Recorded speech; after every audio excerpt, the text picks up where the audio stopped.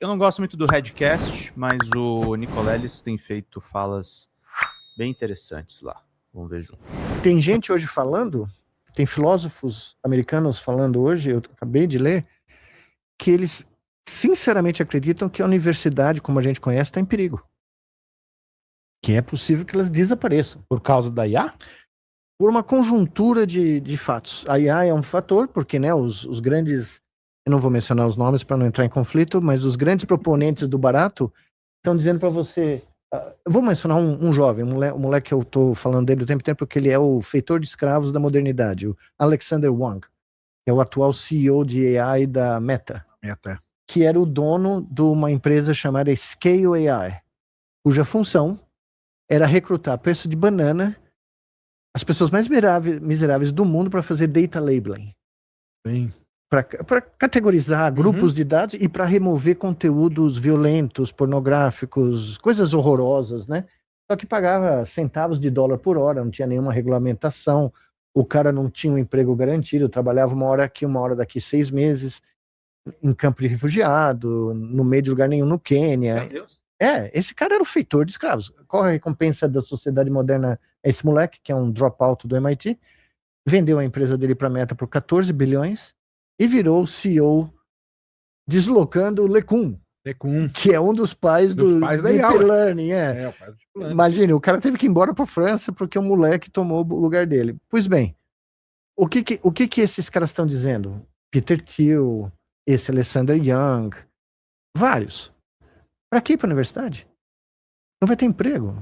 Para que ser médico? Vai ter um robô? Vai ter um robô ali. É aquilo que a gente falou mais cedo. O Elon Musk tem a ideia que é como fala, tudo, a IA domina tudo, o robô domina tudo, e a gente dá uma você sabe renda universal. Eu vou te dar até um troco aqui. Ele não vai mais para Marte, você viu, né? Não vai. Parece que a Lua é mais perto. Ele descobriu que é mais perto, mas ele não vai para Marte. Mas você sabe que atualmente ele não é o maior vilão. O maior vilão do ponto de vista de comunicação nesse instante, de ideias completamente assustadoras, é o Peter Thiel. É o Peter Thiel. Não, isso aí a gente sabe. Esse é o anticristo. Não, o Peter Thiel a gente fala que ele é o cara que tá por cima de tudo. Mas né? você sabe quem é o Palantir, o Alex Karp, que é o dono, o CEO, perdão, mas o cara por trás desses é um filósofo, Curtis Yarvin. É o filósofo da monarquia tecnocrática. É isso aí. Sim, esse cara estava outro dia num castelo na França tomando um vinho que custa 500 mil dólares com a elite financeira francesa, porque eles acham lindo o cara propor que nós todos somos escravos e que o mundo tem que ser controlado por um monarca que é basicamente um CEO de alguma big tech, entendeu? Que democracia é uma coisa ultrapassada, que não... É isso aí. Né? Esse cara é o guru do Silicon Valley. Peter Thiel, Zuckerberg. O Peter Thiel é o cara que é o cara que investiu no Facebook no começo, é o cara que estava junto com o Elon Musk no PayPal, né? A máfia do PayPal, a né? máfia do PayPal, David Sachs, né? Peter Thiel e o Elon Musk. Como o Elon Musk tá tomando uma bimba por causa do Doge lá, né? A coisa tá ficando feia pro lado dele, porque a molecada dele roubou dados do Social Security, dos cambaribico, ele tá mais quieto. De repente o Peter Thiel saiu do esconderijo. O Peter Thiel tá dando aquela palestra agora. É sensacional, né? O cara em Roma. Em Roma, 5 quilômetros do Vaticano, para dar um curso sobre o anticristo. E sabe quem é o anticristo, do ponto de vista filosófico? Nós. O anticristo são todos aqueles que se opõem à robotização da vida pela inteligência artificial. Ele fala isso abertamente. Essa é a palestra dele. Essa é a palestra. E ele não permite que você use telefone, você não pode entrar com celular. Não, mas primeiro que a palestra dele é só para uma galera muito selecionada. Não, extremamente. É só por convite. Mas você não pode usar celular, gravador, nada. E ele tá dando essa palestra, ele já deu na Stanford, na Universidade da Pensilvânia. E agora o cara tem... mas ficou famoso em Roma. Não, Roma foi demais. E o Papa, você viu o Papa falando?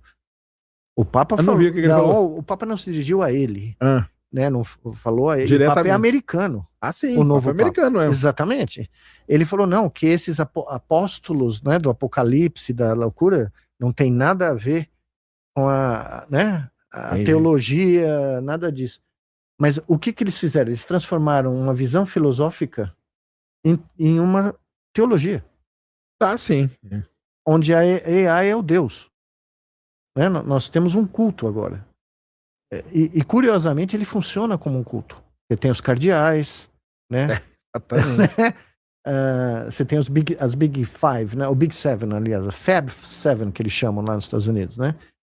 E o que está acontecendo? Hoje foi muito interessante.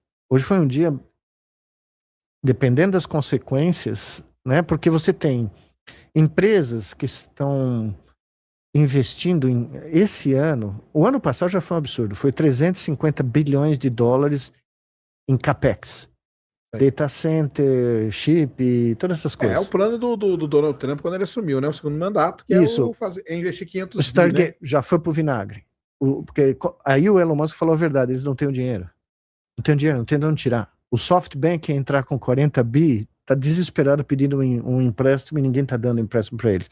Mas o que aconteceu hoje foi o seguinte, é como, sabe quando aquela última pedra antes da avalanche? Sei. Na Suíça eles falam o seguinte, você tá esquiando e você faz uma curva e desloca um pedregulho de neve e aí a avalanche vem até você.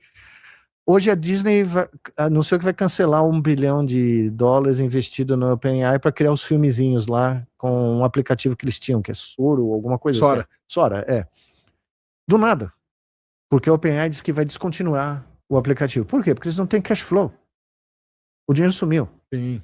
Não, o que o pessoal tem é que essas empresas de inteligência artificial aí, a conta para elas não tá fechando. Não tá fechando? Porque, veja, eles investiram 350 bi, certo? Vão investir 600 esse ano, de acordo com as programações. Eu tinha visto 720, mas uma coisa assim. Acima de 600. 870. Exato. Não tem retorno do investimento? Não tem retorno. O ano passado eles ganharam menos de 10% dos 350 bi. E aí você começa a fazer as contas, né? Você, como geofísico, sabe melhor do que eu, quanto de eletricidade vai nisso? Quanto de água vai nisso? Né? Quanto de poluição à atmosfera, emissão, né? Quando você põe o troço no papel, a última conta que eu vi, quando eu estava estudando isso em dezembro, os Estados Unidos precisaria até 2030 incluir no grid elétrico do país uma nova Califórnia. Um consumo equivalente ao estado da Califórnia. Não tem a menor chance. Em 3 anos, ou 4, pode esquecer. Só que a capacidade planejada de consumo elétrico em gigawatts hora, não há como os Estados Unidos dar conta. Não tem como. Tá? Então os caras vendem para você, é o que eles chamam lá de Ponzi Scheme, é a pirâmide. A nossa pirâmide, tá? Eles chegam para um cara que tem dinheiro e falam, olha, eu vou construir 200 data centers e vou processar não sei quantos trilhões de dados, eu preciso de 100 bilhões. O cara para pensar e fala, nossa, olha os números que ele está me dando. Vou nessa. Tem que cair nessa. Aí uma empresa famosa, Anderson, que é um louco, na Califórnia fala, eu vou pôr 50. O que o vizinho dele fala, se eles estão entrando, eu tenho que entrar. Um chama o outro, né? Um chama o outro. É que nem um enxame. É um enxame de abelha, né? Sai a primeira abelha, vem todo mundo atrás de você. E é isso que está financiando toda essa loucura. É uma bolha. Não, é uma bolha, não há dúvida. E a guerra com o Irã agora está empurrando a bolha para o abismo. E outro dia eu estava num debate de geopolítica com os amigos americanos e europeus e um economista virou para mim, veja bem, nunca aconteceu dos Estados Unidos entrando numa guerra, a bolsa e o ouro caem junto. Não existe. Quando a bolsa cai por causa de uma catástrofe como uma guerra, o ouro explode. O que aconteceu? Para manter a bolsa e não explodir a bolha muito maior que a bolha de AI, as empresas, os bancos, os fundos, todo mundo está vendendo ouro para ter liquidez. Para ir lá e comprar as ações que estão caindo, para manter no mínimo. Ali, né? Nós estamos falando de trilhões. Trilhões. O ouro era para ter passado de 6 já. A onça. $6.000 a onça. Porque imagine, o Estreito de Hormuz está fechado. Né? E aí, todos esses caras que eu citei, que são os meus grandes heróis, falam o seguinte: vai chegar um momento em que nós, cientistas, vamos virar os vilões. Porque nós vamos contribuir para essa singularidade, não a singularidade da AI, né? Não é essa. Tá. A singularidade onde a nossa ciência... Vamos pingar, gente, pra gente poder fechar. Falta só 44, turma. Muito bom, Nicoleles. E para isso, você tem que pensar filosoficamente, tá? Você não pode ser só um técnico, um engenheiro, um matemático, um neurocientista. Você tem que pensar qual é realmente o objetivo da ciência. Para que serve este barato? Desde que o primeiro, né? A finalidade da ciência. Para onde? E a finalidade, pelo menos o contrato que eu assinei 44 anos atrás dizia: a ciência é para melhorar a condição humana. É para tentar explicar o que tem aqui com o propósito de reduzir a dor, a infelicidade, a miséria humana, né? Mas, infelizmente, não é mais a visão dominante da ciência, né?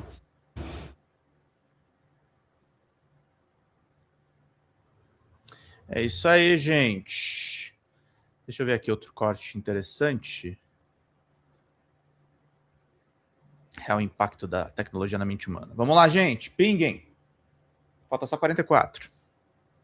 O senhor acha que a humanidade, pensando agora no homem, Sim. principalmente se a gente olhar para o homem que muitas vezes não está inserido em contextos muito tecnológicos, metropolitanos, a humanidade, qual que é o impacto de toda essa questão da ciência, da automatização, da inteligência artificial, nesse contexto que a gente vive? Então... Vai produzir mais gente feliz ou infeliz? Não, eu acho que é bem óbvio que... E todos esses caras...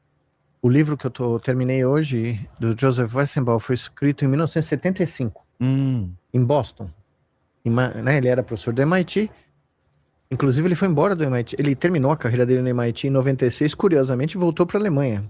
Porque ele foi ostracizado, né? Ele foi ostracizado dentro do MIT e na comunidade. Apesar de ser o cara que criou o primeiro chatbot extremamente bem sucedido, né? O cara ficou famoso instantaneamente.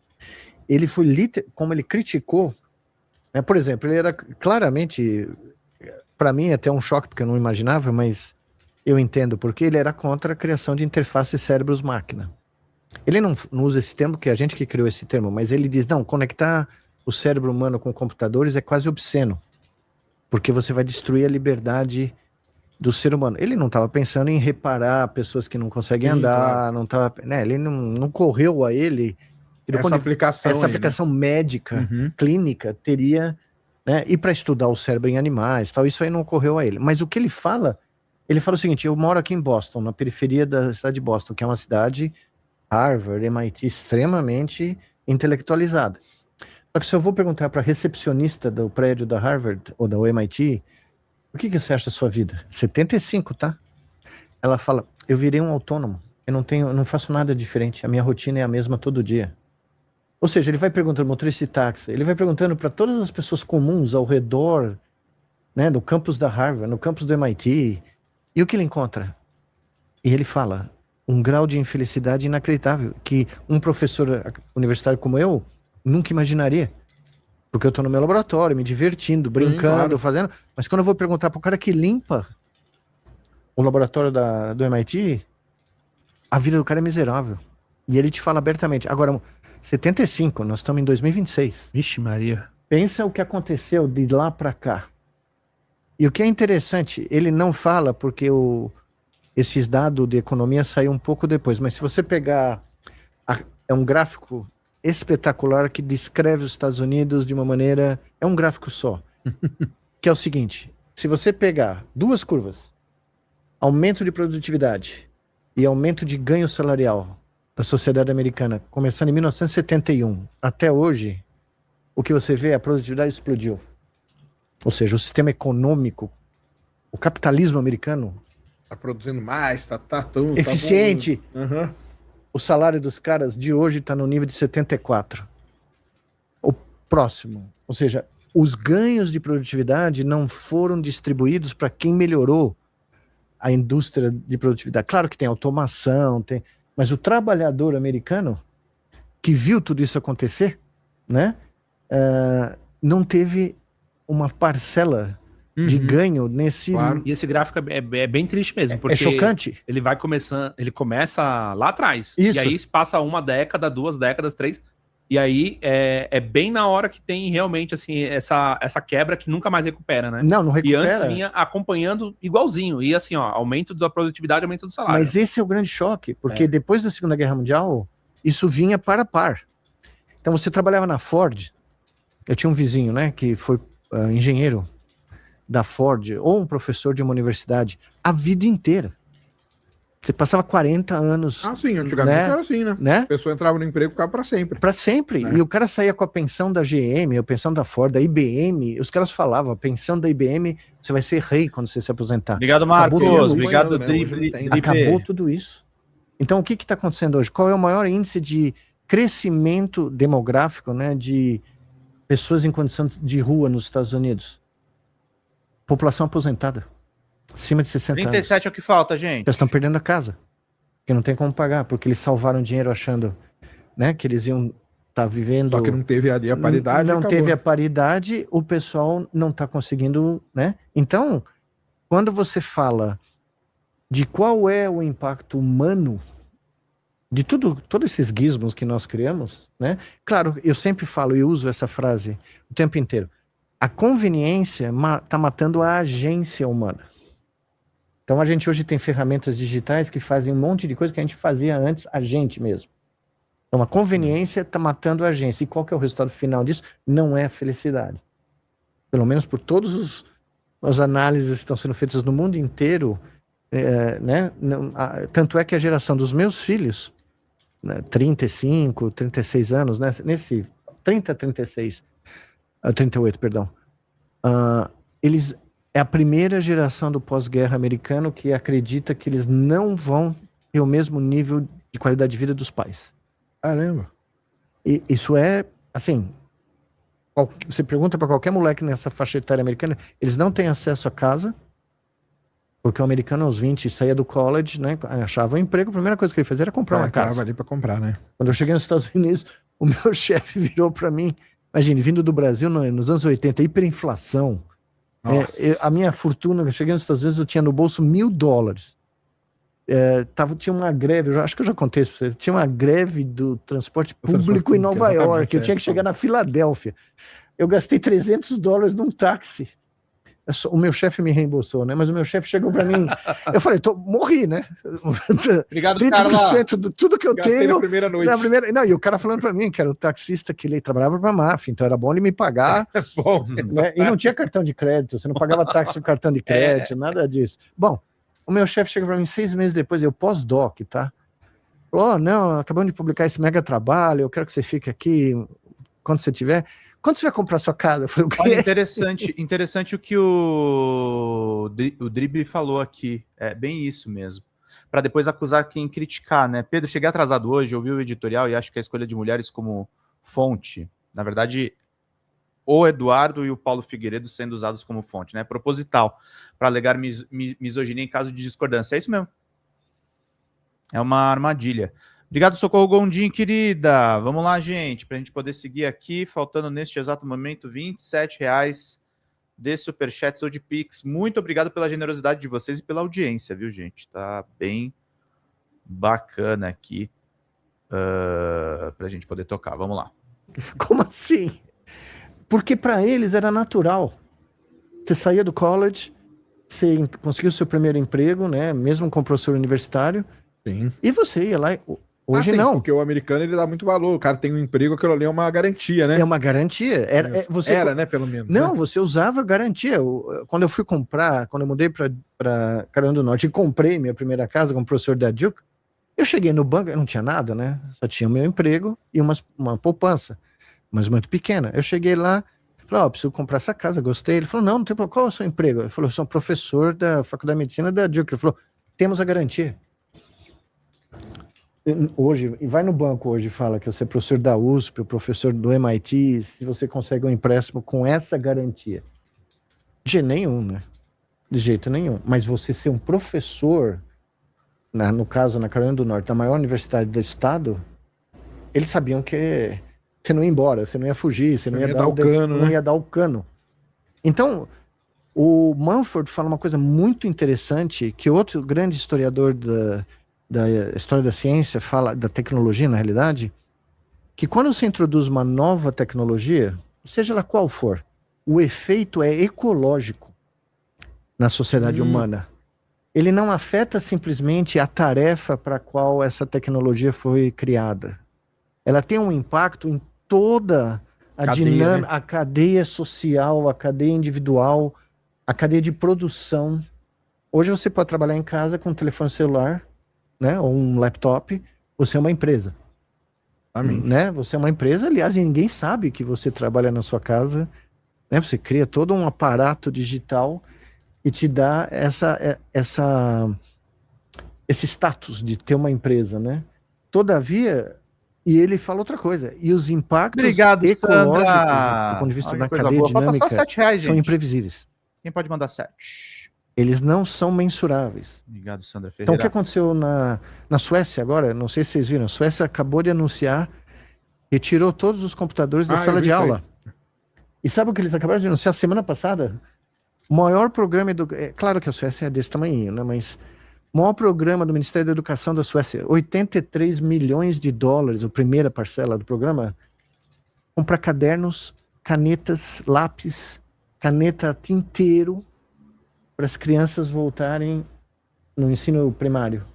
Escrever com a mão, né? Escrever com a mão, porque os estudos de 30 anos da Suécia mostraram que escrever com a mão você assimila melhor, a sua memória é mais né, otimizada, porque o movimento e o raciocínio que você usa quando você escreve com a mão é muito diferente de quando você digita. Com certeza.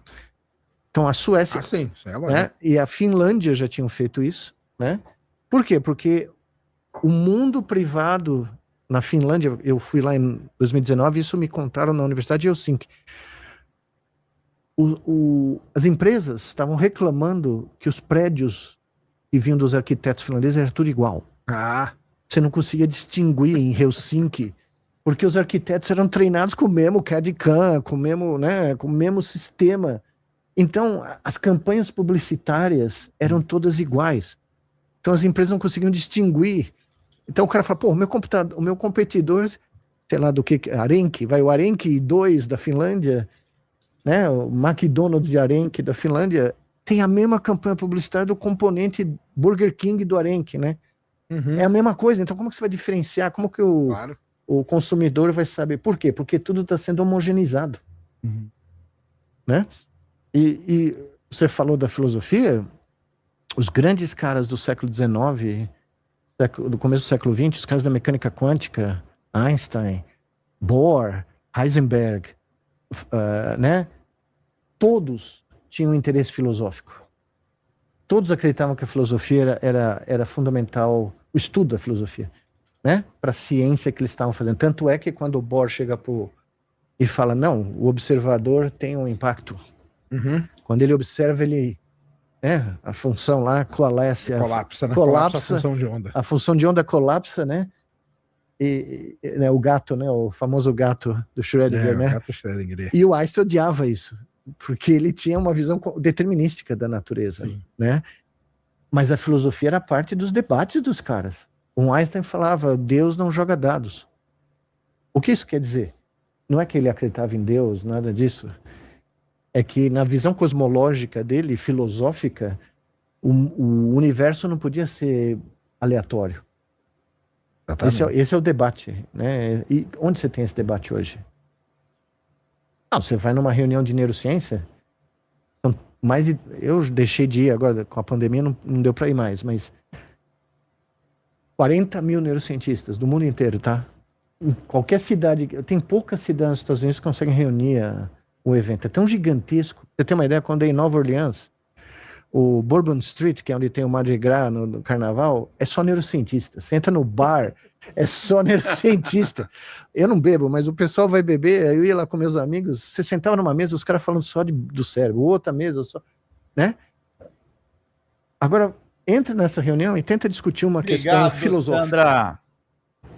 Sandra. Sobre a mente humana. Técnica, né? É tudo técnico. Fala, galera da Folha TV, não se esquece de se inscrever aqui no nosso canal para assistir programas como Folha Notícias Manhã, Folha Notícias Noite, o nosso Folha Entrevista e o nosso Barzinho das Meninas. Muitas coisas bacanas a gente acompanha por aqui e a gente precisa muito, muito do apoio de vocês para nosso trabalho jornalístico, investigativo, de curadoria de conteúdo, com vocês ajudando no nosso Pix, folhademocrata@gmail.com ou mandando superchats, valeu demais, e os recursos financeiros, tornando-se membro do nosso canal, no nosso curso de jornalismo básico para você ficar muito bem informado a respeito de tudo. Queridos e queridas, muito obrigado pela presença de todos vocês. Vida longa e próspera. Cuidem-se, cuidem dos seus e não esquece de se inscrever aqui na Folha TV. Até mais!